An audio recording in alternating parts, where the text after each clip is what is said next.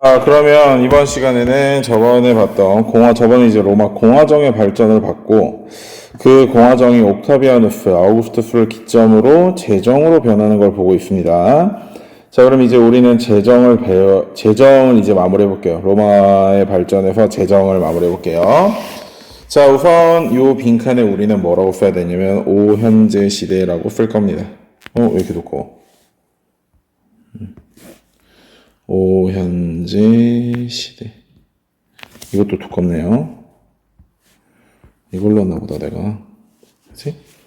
오현재 시대. 이때를 뭐라고 하냐면, 팩스 로마나라고 합니다. 로마의 최고 전성기예요.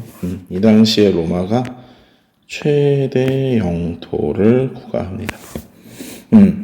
오현재 적고 싶으면 적고 안 적으려면 적지 마세요. 노현재 시대는 선생님이 이건 안 적어도 되는 거니까 그냥 적당히 다른 글자로 써줄게요. 초록색? 하늘색? 뭐가 잘 보일까?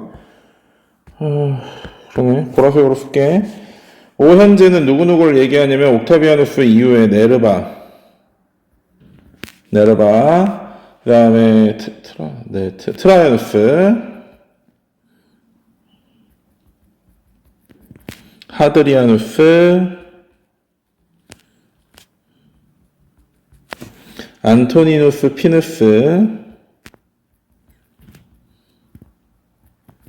마지막으로 마르쿠스 아우렐리우스가 있습니다. 이렇게 5명의 현명한 황제들이 나와서 로마의 최고의 어떤 전성기를 구가하게 되는데, 사실 선생님도 약간 역사를 배운 사람들은 아마 다 비슷하게 생각할 거예요. 민주주의는 실제적으로 완벽한 제도는 아닙니다. 그거보다 더 나은 대안이 없어서 그렇지. 우리가 동남아시아라든지 아프리카라든지 일부 국가에 아직까지도 왕이 남아있고 황제가 남아있으며 어떤 왕이나 황제가 그 나라의 모든 정권을 쥐고 휘두른다, 전제군주정이다 라고 이야기를 할 때 굉장히 그 나라를 아직까지도 저런 미개한 나라가 있어 라고 생각을 할 겁니다. 실제적으로 역사에서는요, 민주정을 선택해서 잘된 국가보다는 정말 뛰어난 독재자 한 명이 나와서 국가를 운영해 나간 게 잘된 경우가 훨씬 많습니다. 세종대왕도 말이 좋아서 세종대왕이지 독재자 맞잖아요. 그죠?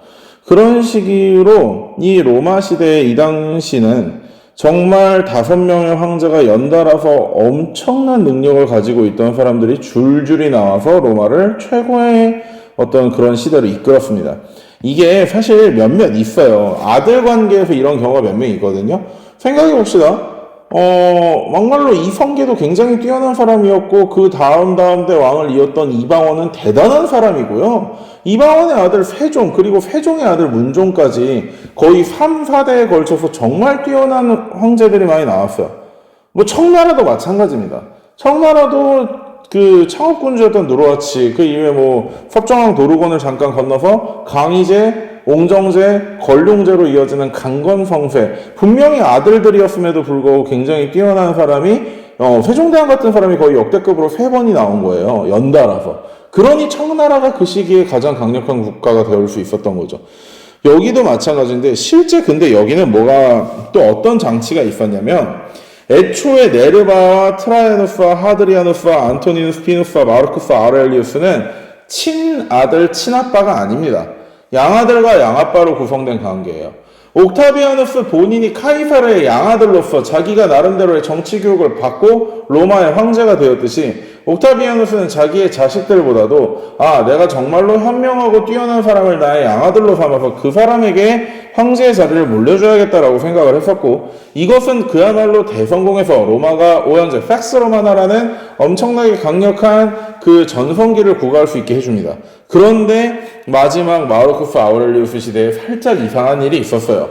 마르쿠스 아우렐리우스는 오현재 중에서도 한두 손가락, 2손가락 안에 꼽힐 정도로 굉장히 훌륭한 황제입니다. 본인이 직접 전쟁에 나가서 이민족들을 무찌르고 명상록이라는 책도 쓰고 철학자 황제로서 굉장히 여러 가지 훌륭한 일들을 했음에도 불구하고, 마르쿠스 아우렐리우스는 친자였던 코모두스에게 왕위를 물려주게 되고, 코모두스가 어떤 놈인가 하면 검투사 왕자라는 별명이 있거든요. 황제의 몸으로 코끼리니 하만이 사자니 이런 것들과 1대1로 맞짱 떠서 이기고 자기 누나를 강간하고 이랬던 쓰레기입니다. 좋은 검투사일 수는 있었을지언정 좋은 황제를 될 사람은 아니었던 거죠. 그런데 오현제 중에서 가장 현명하고 뛰어나다는 생각을 가지고 뛰어나다는 평가를 듣던 마르커스 아우렐리우스가 왜 자기 자식에게 황제를 물려줬을까? 이런 거에 대한 역사학자의 궁금증을 바탕으로 제작된 영화가 러셀 크로우가 나오는 글래디에이터입니다. 나중에 한번 꼭 기회가 되면 봐보세요. 괜찮게 잘 만든 영화입니다. 고증 면에서도 괜찮고요. 자, 어쨌든 이런 오현제 시대가 끝나고 나니까 역시 나라가 어려울 땐 누가 등장한다고 그랬어요? 머리 벗겨진 탱크 형님들이 등장한다고 그랬잖아요. 그래서 이 당시에 군인 황제의 혼란기가 오게 됩니다. 군인 황제. 잠깐만. 몇 번이냐? 여기가 12번이겠죠? 13번. 지우개.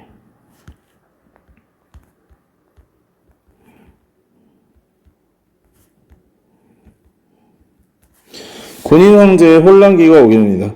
이 당시에는 로마의 군사력이 이제 약화돼서요. 두 가지 이유가 생기는 첫 번째는 이민족이 침입해 옵니다.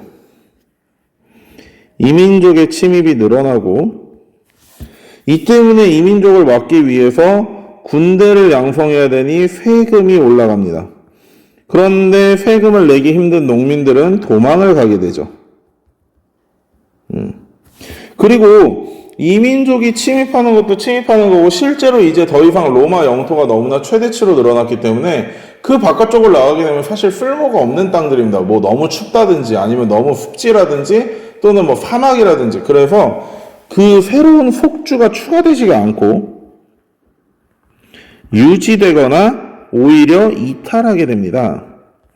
속주가 유지되지 않고 이탈하게 되니까 그쪽에서 들어오던 아까 여기 봐봐요. 속주에서 들어오던 게 뭐가 있었죠? 값싼 곡물이나 노예들이 공급되지 않아요. 특히 부족한 게 노동력이 부족해집니다. 라티푼디움 같은 대농장을 유지할 노동력이 부족해지기 때문에 이걸 막기 위해 도망가는 농민들을 강제로 구속시킵니다. 그래서 콜로누스라는 것을 만들어요. 미안해.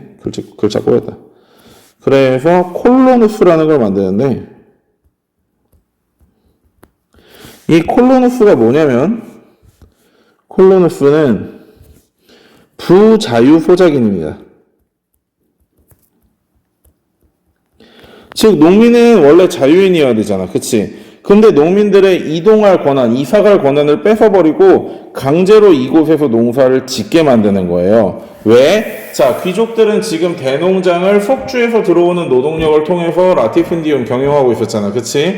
그런데 외부에서 속주에서 들어오는 노동력이 없어지고, 왜? 속주가 이제 더 이상 늘어나지 않으니까. 그래서 지금 노예가 공급이 안 돼가지고 이 대농장을 놀려야 되는 판에 세금이 무겁다고 농민들이 도망을 다녀버리니까 그 농민들을 강제로 묶어가지고 대농장에서 농사를 짓게 하자라는 새로운 제도를 만듭니다. 이게 바로 콜로나투스 제도입니다. 콜로나투스 제도. 즉 농민들을 여기에다 고를 붙여서 콜로나투스 를 시행합니다. 아마 실제로 로마에서 가장 어렵게 나온다면 이 두 가지를 비교해서 물어보게 될 겁니다. 라티푼디움과 콜로나투스를 이 두 개를 비교해서 물어볼 겁니다. 한번 잘 살펴보도록 하세요. 자, 그래서 이러한 군인 황제 시대에 어떠한 혼란기가 지속되고 있을 때, 사실 여기 마르코스 아우렐리우스부터 여기까지 이때를 군인 황제의 혼란기라고 하잖아요. 근데 여기도 잘 봐야 될 거. 이 군인 황제의 혼란기와 뭐를 잘 구분해야 되겠어요?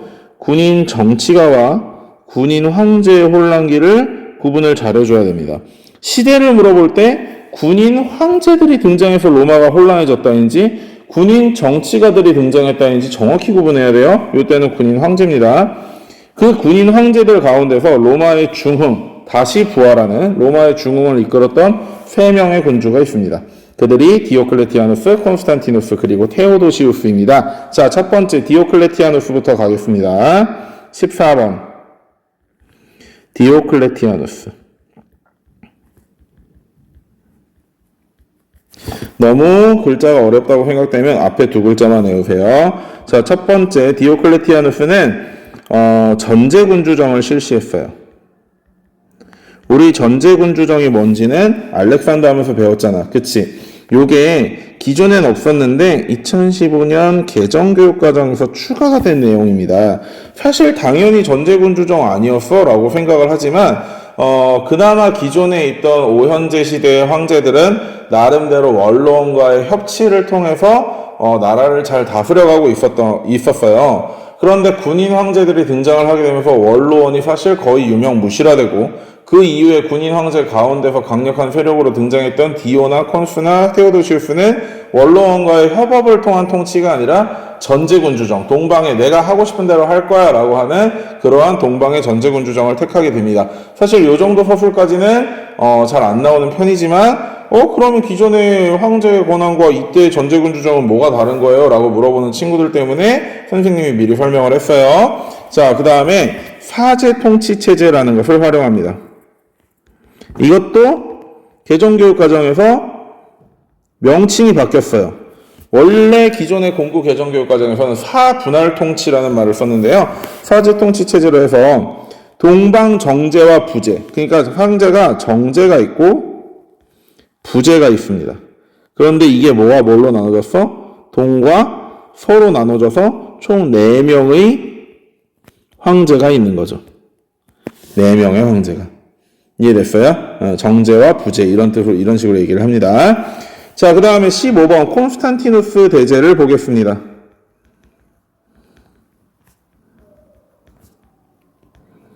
자, 콘스탄티누스 대제는 굉장히 중요한 사람이기 때문에 별표를 3개 정도 쳐줍시다. 얼마든지 단독문제로 출제될 수 있는 사람이고 로마에서 단독문제 출제 확률을 가장 높은 사람을 둘만 고르자면 옥타비아누스와 콘스탄티누스 대제입니다. 카이사르는 그거에 비해서는 조금 떨어져요. 자, 콘스탄티누스 대제의 업적들을 하나하나 볼까요? 첫 번째, 크리스트교를 공인합니다. 즉 지금까지 크리스트교는 계속해서 로마 신 내에서 박해받고 있었습니다. 왜 그러냐면 얘들아, 우리가 그리스 신화라고 이야기하지 않고 그리스 로마 신화라고 이야기하잖아. 로마에서도 그리스 때와 마찬가지로 제우스를 주피터라고 부르고 뭐 헤라가 뭐였지?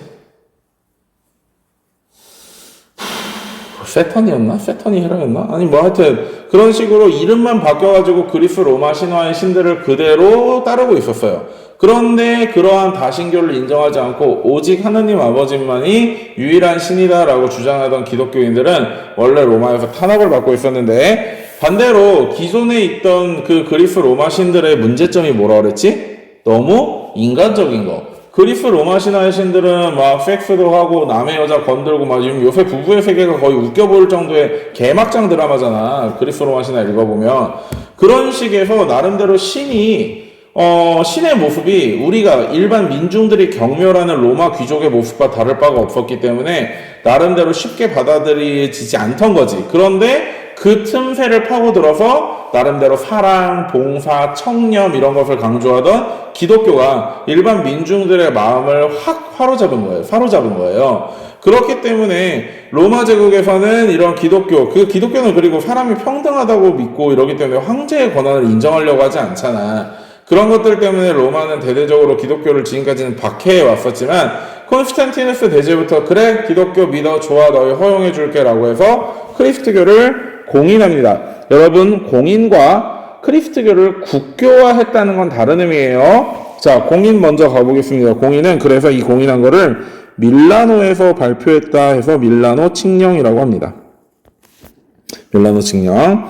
두 번째, 로마를 떠나서 콘스탄티노폴리스. 원래 이름은 비잔티움입니다. 콘스탄티노폴리스로 천도하게 됩니다. 선생님이 얘기를 미리 해줬듯이 콘스탄티노폴리스가 어딨지 얘들아? 기억나? 우리 지도 한번 보러 갈까? 콘스탄티노폴리스가 어디? 부부의 비교가 왜 나오니? 내장 메모리, 수업자료, 세계사 지도 한번 보러 갈까? 학습지에서 지도. 뭐 눌러야 돼? 이거 누를까? 콘스탄티노폴리스는 여기 있는 도시예요. 여러분 아직 안 써지는구나. 이거 펜 써줄게, 잠깐만. 여기 있는 도시예요, 여기 있는 도시. 즉, 보면, 유럽에서도 중요한 도시고, 아시아에서도 중요한 도시야. 그래서 요 파일을 기점으로 뭐를 할 수 있었어? 무역이 발달할 거 아니야. 그치? 누가 봐도 그렇잖아. 자, 그 무역이 발달하는 그런 도시입니다. 그래서 콘스탄티노폴리스로 천도를 해가지고 새롭게 로마 제국을 만들어내요. 그게 이제 소위 말하는 우리가 알고 있는 동로마 제국인 거지. 즉 기존에 있었던 이탈리아 반도의 로마를 떠나서 아나톨리아 반도와 유럽을 잇는 그 콘스탄티노폴리스라는 비잔티움이라는 도시에 정착을 하면서 로마 제국은 다시 한번 부흥에 어떤 그런 것들을 맡게 됩니다. 여러분, 선생님이 이 테오도시우스 황제까지 마무리 짓고 나서 역사에서 정말 잘못 쓰고 있는 용어에 대한 설명을 잠깐 할 거야. 그것 때문에 얘 지금 무슨 말 하는 거지? 로마가 다시 부흥했다? 이게 무슨 말이야? 좀 있으면 로마 멸망하는데? 이거에 대해서 선생님이 일반적으로 역사나 일반인들이 가지고 있는 오해, 그리고 왜 세계사 교과서에서 그런 식으로 서술을 할 수밖에 없었는지에 대한 한계점을 일단 얘기할 거야. 교육과정은 아니야. 어쨌든 지금 필요한 것만 먼저 듣고 진행을 해봅시다. 자, 어쨌든 다시 콘스탄티누스 대제는 크리스트교를 공인했고 콘스탄티노폴리스로 천도를 해서 로마를 부흥시켰고, 세 번째 니케아 공의회를 엽니다. 자, 지금부터 여러분들은 이 공의회라는 단어를 정말 많이 보게 될 겁니다. 앞으로 세계사에서 공의회를 지금부터 4번 더 다룰 겁니다. 공의회라는 건 뭐냐면요, 기독교에서 뭔가 회의를 할 일이 있을 때 여는 것이 공의회입니다. 이번 니케아 공의회의 요점은 뭐냐면 지금까지 기독교가 탄압을 받고 있어가지고 지하세계에 숨어서 예배를 드리다 보니까 실제 예수님의 시대에서 일어났던 어떤 기독교의 가르침들이 조금 왜곡되어서 전해져 내려온 거예요. 그것도 서로 각자. 그래서 기존에 땅굴에 숨어있던 디그다랑 닥트리오 새끼들이 죄다 튀어나와가지고 입 가졌다고 우리 교리는 이게 맞다 저게 맞다 이 지랄 떨면서 존나게 교리 싸움을 한 거. 그게 바로 니케아 공의회입니다. 어차피 나중에 크리스트교 발전해서 전체적으로 한번 볼 거니까 여기서는 단순하게 이렇게만 쓰고 갈게요. 정통이냐? 뭐가 정통이고 뭐가 이단이냐, 즉 어디가 정통으로 인정받느냐의 싸움이었습니다. 인정받느냐. 자, 그리고 마지막으로 16번 테오도시우스 황제가 있습니다. 테오도시우스 황제.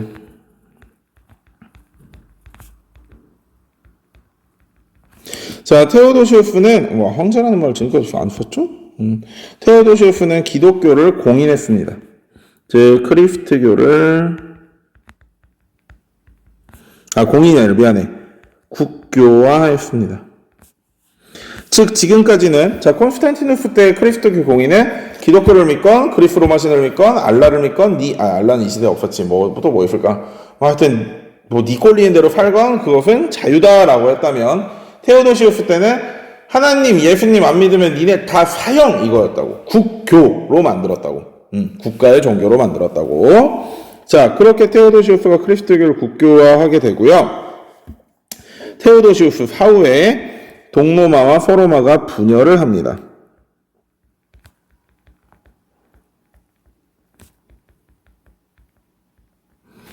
동서로마가 분열을 하게 되고, 그 이후에 이게 언제냐면 395년이고요.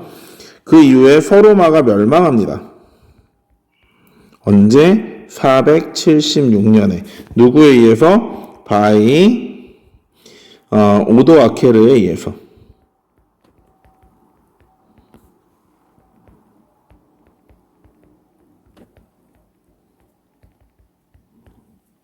게르만족의 용병대장이에요. 그러면 게르만족이 뭐고 왜 갑자기 게르만족이 튀어나오는가는 다음 시대 중세에서 이야기를 할 거예요. 중세 시작 때. 게르만족의 이동에 대해서는 중세 시작 때 이야기할 거니 이때 다시 서로마의 멸망을 잠깐 다룰 거고요. 미안해, 목이 좀 안 좋네. 다음 동로마는 이후에 1000년간 유지가 됩니다. 그리고 누구에게 망하냐면 동로마가 2번 망하거든? 2번 망하는데 여러분들이 잘 기억을 해야 될지 모르겠지만, 잘 기억이 날지 모르겠지만 미리 얘기해 줄게요. 4차 십자군에서 한번 망하고요. 그 이후에 예컨대 트레비존타 제국이라든지 니케아 제국이라든지 이런 동로마의 후예들이 다시 콘스탄티노폴리스를 되찾아서 다시 한번 동로마를 세우고 그 동로마는 이후에 오스만 제국에게 망합니다.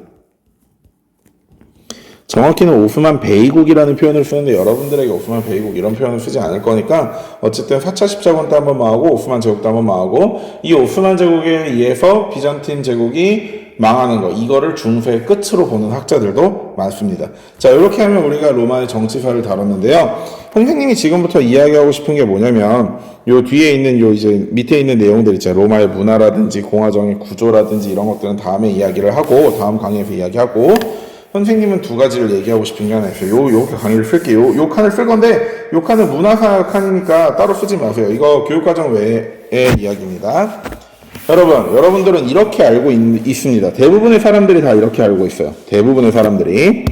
자, 로마는 원래 로물루스와 레물루스가 이탈리아 반도에 세웠던 로마라는 도시국가에서 시작을 해서 포에니 전쟁을 기점으로 이탈리아 반도를 능가하여 전 유럽을 아우르는 로마 제국이 되고 게르만족의 이동으로 로마가 힘들어지면서 로마가 동로마와 서로마로 나뉜 다음 동로마는 비잔틴 제국으로 발전을 하고 서로마는 망했다. 누구에게? 오도아케르에게 라고 알고 있고 이 비잔틴 제국이 망하고 나서 중세가 종료되었다 라고 이야기합니다. 실제로 말하자면 개소리예요. 개소리.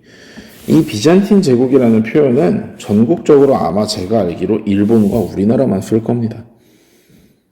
비잔틴 제국이 아니라 로마라고 불러야 맞습니다. 서로마가 망한 다음에 서로마를 망하게 만든 오도아케르는 자기가 서로마의 주인이 된 게 아니라 모든 서로마에 대한 권리를 동로마 황제에게 바친다라고 해버리고 그냥 자기는 다른 데로 갔어요. 그렇기 때문에 실제로 아직 로마는 살아있습니다. 서로마가 죽었다고 로마가 끝난 게 아니야. 그래서 여기도 계속해서 로마예요. 로마 제국이라고 하고 자기네들은 로마니안이라고 얘기를 합니다. 그런데 우리는 왜 갑자기 비잔틴 제국, 존재하지도 않는 비잔틴 제국이라는 말 자체가 존재하지 않았어. 비잔틴 엠파이어 없었다니까. 비잔틴 엠파이어가 없어. 무슨 말인지 알아? 비잔티움 제국이라고 우리가 심지어 교과서에서까지 얘기를 하는데 없다. 아무도 그렇게 부르지 않았다고. 동로마 사람들은 자기를 로마 제국이라고 표현했지 비잔틴 제국이라고 부르지 않았어. 그런데 우리는 왜 이야기를 하느냐. 여기까지의 로마를 우리가 학습의 편의성을 위해서 로마라고 하고 동로마 분열 이후에 여기에 새로운 로마 제국을 우리는 학습의 편의를 위해서 비잔틴 제국이라고 얘기를 하고 있는 거야. 이해돼? 실제 로마는 여기서부터 시작해서 오스만 제국한테 망할 때까지 이 시기까지 계속 이어진 겁니다. 이 사람들은 자기 자신을 비잔틴이라고 하지 않았어요. 로마인이라고 했지. 그래서 이런 걸 여러분들이 알아야 되는 이유가 뭐냐면 나중에 유럽 세계사를 배우는 이유가 뭐지 얘들아? 실제로 수능 잘 봐가지고 대학에 가서 좋은 사람 되려고? 니네 진짜 수화탐구 과목이나 과학탐구 과목 여러분의 선택 과목을 그것 때문에 배워요? 아니잖아. 그치? 솔직히 가슴에 손을 얹고 아니지. 자, 세계사를 선생님이 가르치는 이유는 실제로 여러분들이 이걸 보고 수능을 좋은 점수를 맞아서 가면 난 그것도 좋겠어. 그런데 선생님은 여러분들에게 세계사적 지식을 통해서 여러분들이 나름대로 인문계를 나온 교양인이 되었으면 하는 바람에서 가르치는 게 더 많아. 그렇기 때문에 이런 식의 용어적인 부분에서 반드시 짚고 넘어가야 된다고 생각을 해. 수능에서도 비잔틴 제국이라는 표현을 써. 그러나 비잔틴 제국은 있는 국가다, 없는 국가다? 없는 국가다. 비잔틴 제국이라 불렸던 그 동로마 사람들은 다시 말해 우리는 계속 그들을 뭐라고 불러야 된다? 로마 제국이라고 불러야 된다. 여러분들이 교과서에서 비잔틴 제국이라는 말을 보더라도 실제로 여러분들은 이걸 뭐라고 이해해야 된다? 로마 제국이라고 이해를 해야 된다는 거. 자, 그렇게 알고 있으면 될 것 같습니다. 자, 그러면 로마 제정 시기의 발전은 여기까지 하고요. 이 다음 강의에서는 일단 이거 지우고 여기 쓰지 마 얘들아. 이거는 여기 따로 쓸 거 있어. 이 다음 강의에서는 로마의 문화를 보고 공화정의 구조 이런 것들을 통해서 로마를 마무리 한번 해보겠습니다. 여러분 고생 많으셨습니다.